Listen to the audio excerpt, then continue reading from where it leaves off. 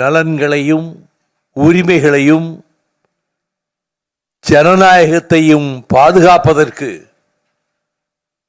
ஒரு பேராபத்தான ஒரு சூழ்நிலையை எதிர்கொள்வதற்கு ஜனநாயகத்தினுடைய ஆணிவேரையே அறுக்கக்கூடிய வேளையில் மத்திய அரசினுடைய ஏவுதலில் தேர்தல் ஆணையமே முனைந்திருக்கக்கூடிய இந்த நேரத்தில் கருத்துக்களை ஆலோசனைகளை பெற்று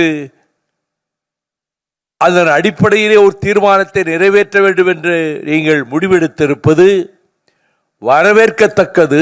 ஆனால் ஆட்சி பொறுப்பிலே இருந்த கட்சியும் அதைப் போல இன்னும் சில கட்சிகளும் அமைப்புகளும் இந்த நிகழ்ச்சியிலே கலந்து கொள்ள வேண்டிய கடமையை செய்யாமல் அதற்கு நேர் எதிரான விமர்சனங்களை 2 நாட்களாக செய்தி ஏடுகளுக்கு தந்துவிட்டு இதை புறக்கணித்து விட்டார்கள் என்பது மிகவும் வருத்தத்துக்கு உரியதாகும்.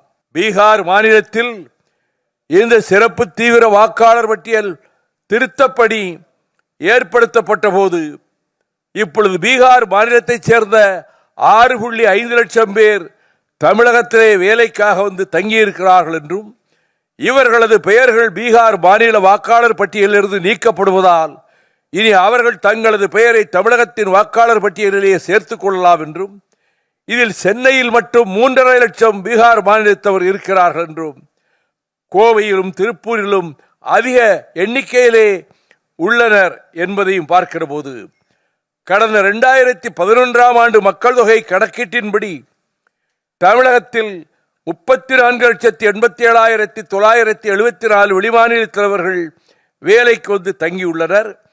தற்போது 14 ஆண்டுகளில் இந்த எண்ணிக்கை இரட்டிப்பாகி இருக்கும். இந்நிலையில் நாடு முழுவதும் சிறப்பு தீவிர வாக்காளர் பட்டியல் திருத்தப்பணிகள் முடிந்துவிட்டால் தமிழகத்தில் தற்போதுள்ள வெளிமாநிலத்தைச் சேர்ந்த சுமார் 75 லட்சம் பேர் தமிழக வாக்காளர் பட்டியலிலே பெயர் சேர்த்து வாக்களிக்கும் ஒரு அபாயகரமான நிலை உருவாகலாம். தமிழ்நாட்டை குறிவைத்து இருக்கும் பாரதிய ஜனதா கட்சி வாக்காளர் பட்டியலிலே இத்தகைய ஏற்பாடுகளை செய்து தேர்தலில் ஆதாயமடைய முயற்சிப்பதை வேடிக்கை பார்க்க முடியாது. தலைமை தேர்தல் ஆணையம் வெளிமாநிலத்தவரை தமிழ்நாடு வாக்காளர் பட்டியலில் சேர்க்கும் முயற்சிகளை முறியடிக்க வேண்டிய பொறுப்பும் தேவையும் கடமையும் இருக்கிறது. திராவிட முன்னேற்ற கழகம் தொடுக்கின்ற வழக்கினுடைய தன்மையை பொறுத்து அவர்களோடு கலந்து ஆலோசனை செய்து கொள்வதும் உசிதமாக இருக்கும் என்று நான் கருதுகிறேன்.